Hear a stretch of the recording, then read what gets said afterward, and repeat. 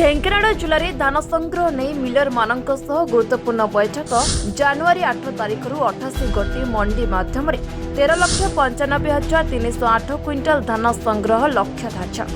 ସୂଚନା ଦେଲେ ଜିଲ୍ଲା ଯୋଗାଣ ଅଧିକାରୀ। ଢେଙ୍କାନାଳ ଜିଲ୍ଲାରେ ଧାନ ସଂଗ୍ରହ ନେଇ କଳ୍ପନା ଜଳ୍ପନା ଦେଖାଦିଅଛି। ଜିଲ୍ଲାରେ ମୋଟ 92ଟି କେନ୍ଦ୍ରରେ 2ଟି ପାଡି କ୍ଲିନର ଏବଂ ଗୋଟିଏ ହେଲେ ମଧ୍ୟ ଗ୍ରେନ୍ ଆନାଲାଇଜର ନଥିବାରୁ ଧାନ କିପରି ସଂଗ୍ରହ କରାଯିବ ତାକୁ ନେଇ ମିଲରମାନଙ୍କ ମଧ୍ୟରେ ଅସନ୍ତୋଷ ଦେଖାଦିଅଛି। ଢେଙ୍କାନାଳ ଜିଲ୍ଲାରେ ଖରିଫ ପାଇଁ ଜାନୁଆରୀ 8 ତାରିଖରୁ ପର୍ଯ୍ୟାୟକ୍ରମେ 54,658 ଜଣ ପଞ୍ଜୀକୃତ କରିଥିବା ଚାଷୀମାନଙ୍କଠାରୁ 88 ଗୋଟି ମଣ୍ଡି ମାଧ୍ୟମରେ 13,95,308 କ୍ୱିଣ୍ଟାଲ ଧାନ ସଂଗ୍ରହ କରାଯିବା ପାଇଁ ଲକ୍ଷ୍ୟ ଧାର୍ଯ୍ୟ କରାଯାଇଛି।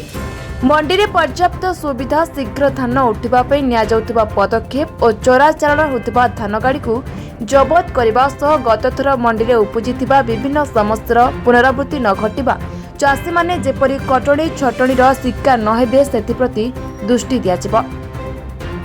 ସେହିପରି ଝୋଟ ବସ୍ତାର ପର୍ଯ୍ୟାପ୍ତ ଯୋଗାଣ ଓ ମଣ୍ଡିରେ ବିଜୁଳି, ଭିତ୍ତିଭୂମି, ଆଶ୍ରୟସ୍ଥଳ, ଟୋକନ ସମୟସୀମା, ସମସ୍ତ ବ୍ଲକରେ ଓଜନ ମେସିନ୍ର ଉପଲବ୍ଧି ଉପରେ ଗୁରୁତ୍ୱ ଦିଆଯିବ ବୋଲି ପ୍ରଶାସନ ତରଫରୁ କୁହାଯାଇଛି।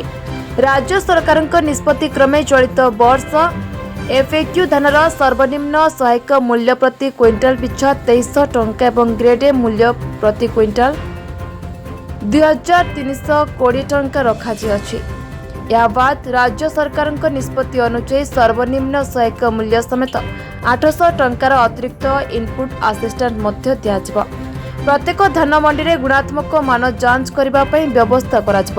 ସଂଗୃହୀତ ଧାନର ମାନ ନିରୀକ୍ଷଣ କରିବା ପାଇଁ ଯନ୍ତ୍ରର ବ୍ୟବହାର କରାଯିବ ଏବଂ ସମସ୍ତ ମଣ୍ଡିମାନଙ୍କରେ ଡିଜିଟାଲ ଆର୍ଦ୍ରତା ମାପ ଯନ୍ତ୍ର ଲଗାଯିବ ବୋଲି ଜିଲ୍ଲା ମୁଖ୍ୟ ଯୋଗାଣ ଅଧିକାରୀ ସୂଚନା ଦେଇଥିଲେ।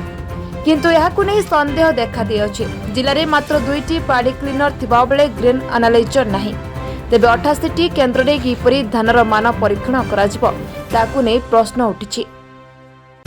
ମିଲରମାନଙ୍କ ତରଫରୁ ସଭାପତି ପ୍ରଦୀପ କୁମାର ମହାନ୍ତି ଏ ଦିଗରେ ଦୃଷ୍ଟି ଆକର୍ଷଣ କରିବା ସହିତ ପ୍ୟାକେଜ ମାଧ୍ୟମରେ ଧାନ ସଂଗ୍ରହ କରିବାକୁ ଦାବି କରିଛନ୍ତି। ମିଲରମାନେ କଟନୀ ଛଟନୀ କରନ୍ତି ନାହିଁ ବୋଲି କହିବା ସହିତ ସେମାନଙ୍କୁ 37 କେଜି 500 ଗ୍ରାମ ଅନୁସାରେ ପ୍ୟାକ୍ କରିଦେବାକୁ ନିବେଦନ କରିଛନ୍ତି। ଏଫ୍କ୍ୟୁ ମାନର ଧାନ ପାଇଁ ପ୍ରତ୍ୟେକ ମଣ୍ଡିକୁ ଯନ୍ତ୍ରପାତି ଯୋଗାଇ ଦେଲେ ସହଜରେ ଧାନ ଉଠିବ ବୋଲି କହିବା ସହିତ ସରକାରଙ୍କୁ ଦିଆଯାଇଥିବା 8 ଦଫା ଦାବି ଉପରେ ପଦକ୍ଷେପ ନେବାକୁ ନିବେଦନ କରିଛନ୍ତି। ଉକ୍ତ କାର୍ଯ୍ୟକ୍ରମରେ ବୈଠକରେ ଜିଲ୍ଲାର ସମସ୍ତ ମିଲ୍ ମାଲିକ ଉପସ୍ଥିତ ରହିଥିଲେ। ସମସ୍ତ ମିଲରମାନଙ୍କର ଆଜି ବୈଠକ ଚାଲିଛି।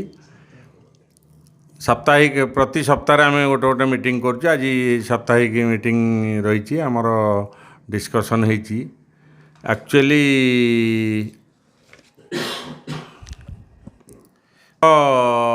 ଆମେ ଚାହୁଁଛୁ ମଣ୍ଡି ହ୍ୟାଣ୍ଡଲିଂଟା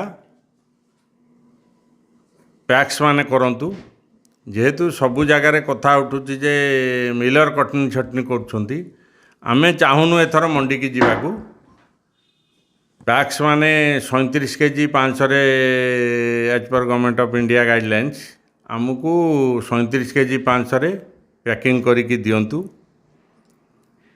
ସେ ଧାନଟା ଆଣିଲେ ଆମେ ସାଇଣ୍ଟିଫିକ୍ ଷ୍ଟୋରେଜ୍ କରିପାରିବୁ। କାହିଁକିନା ପ୍ରତି ମାସରେ ଆସୁଛନ୍ତି ଫିଜିକାଲ୍ ଭେରିଫିକେସନ୍ ପାଇଁ ଗଭର୍ଣ୍ଣମେଣ୍ଟ ଅଫ୍ ଇଣ୍ଡିଆରୁ। ସେଇଟା ଭାରି ପ୍ରୋବ୍ଲେମ୍ ବି ଆମକୁ ହେଉଛି। ଗନ୍ୟୁଜ୍ ଆମକୁ ମିଳୁନି, ପ୍ଲସ୍ କଷ୍ଟଡି ମେଣ୍ଟେନାନ୍ସ ମିଳୁନି। ତେଣୁ ଆମେ ଚାହୁଁଛୁ ସେଇଟା ସଲ୍ଭ ହେଉ। 37 କେଜି 500ରେ ପ୍ୟାକ୍ସ ମାନେ ପ୍ୟାକିଂ କରିକି ଦିଅନ୍ତୁ। ପ୍ଲସ୍ ଏଥର ଯେଉଁ ମଣ୍ଡି 92ଟା ହେବ ଢେଙ୍କାନାଳ ଜିଲ୍ଲାରେ, ଆମକୁ ଦରକାର ଏଫ୍ଏକ୍ୟୁ ମାନର ଧାନ। ଏଫ୍ଏକ୍ୟୁ ମାନର ଧାନ କେମିତି ନିର୍ଦ୍ଧାରଣ ହେବ?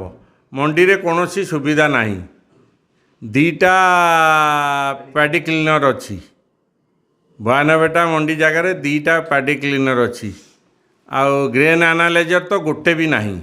ତେଣୁ ଆମେ ଚାହୁଁଛୁ ମଣ୍ଡିକୁ ପ୍ରପର ଇକ୍ୱିପମେଣ୍ଟ ଦିଅନ୍ତୁ, ଯେଉଁଥିରେ କି ଧାନର ମାନଟା ନିର୍ଦ୍ଧାରଣ ହୋଇପାରିବ ଆଉ ଆମ ଜିଲ୍ଲାରୁ ସୁରୁଖୁରୁରେ ଧାନଟା ଉଠିବ।